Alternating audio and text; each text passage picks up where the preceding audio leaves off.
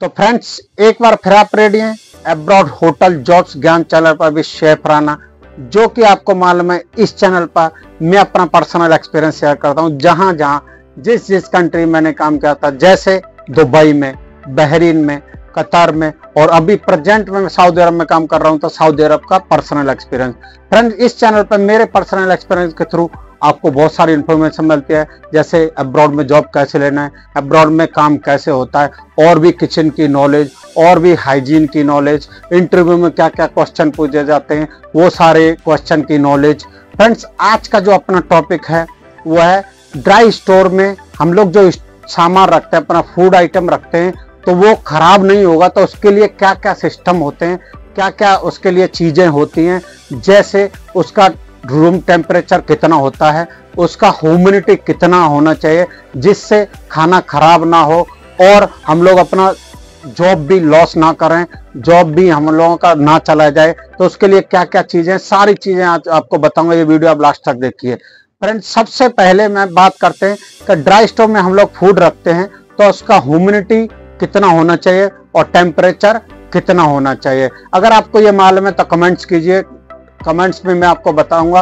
और अभी आपको बताता हूं मैं कि ह्यूमिडिटी बिलो 60% के नीचे होने चाहिए जो ड्राई स्टोर में हम लोग आइटम रखते हैं, फूड रखते हैं। और जो टेम्परेचर है वो रूम टेम्परेचर जो कि माना जाता है बिलो 25 होना चाहिए। हम लोगों के पास टेम्परेचर का ह्यूमिडिटी के लिए चेक करने के लिए स्टोर में डिवाइस लगाया जाता है। इसमें ये दिखाता है, जब भी फूड इंस्पेक्टर या बलदिया या कोई भी चेक करने वाला आता है, ये चीजें चेक करता है और रिकॉर्ड करके ले जाता है।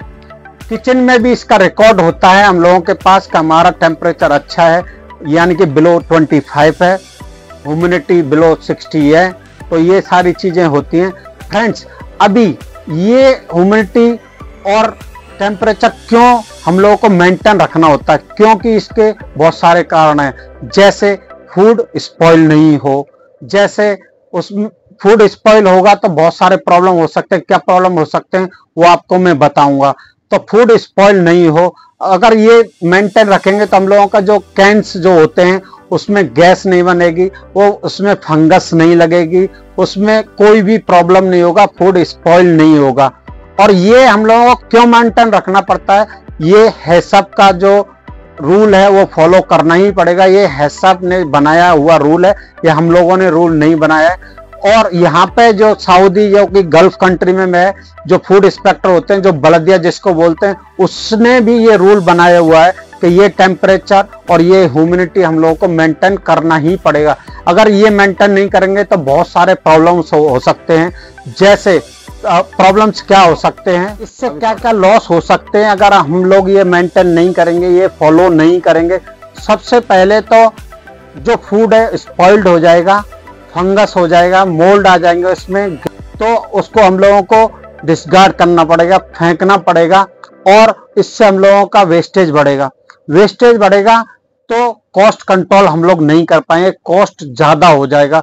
सबसे पहला लॉस तो हम लोगों को ये होगा। नेक्स्ट लॉस जो होगा फ्रेंड्स, अगर हम लोग बाई चांस, बाई मिस्टेक, या सर्विस वाला या किचन वाला कस्टमर को ये सर्व कर देगा तो कस्टमर सिक हो सकता है, तो कभी भी कस्टमर रिपीटेड हम लोगों के पास नहीं आएगा।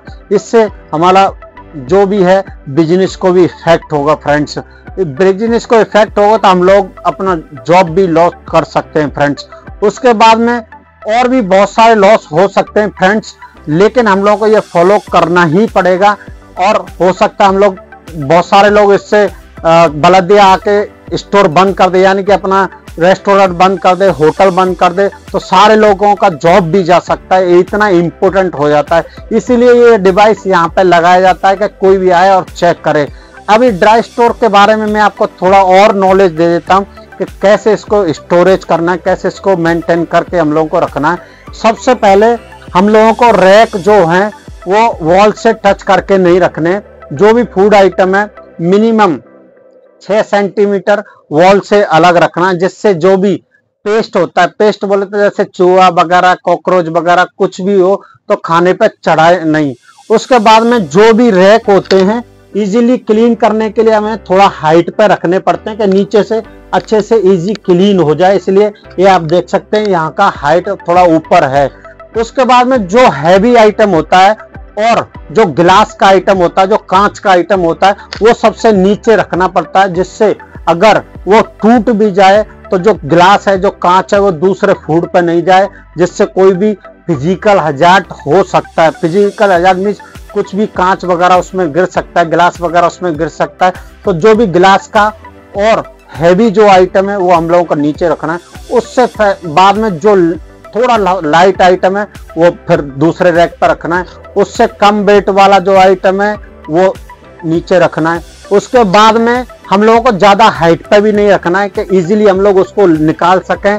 तो ये सारे रूल हम लोगों को फॉलो करने पड़ेंगे और स्पेशली ह्यूमिडिटी और टेम्परेचर का ध्यान रखना पड़ेगा।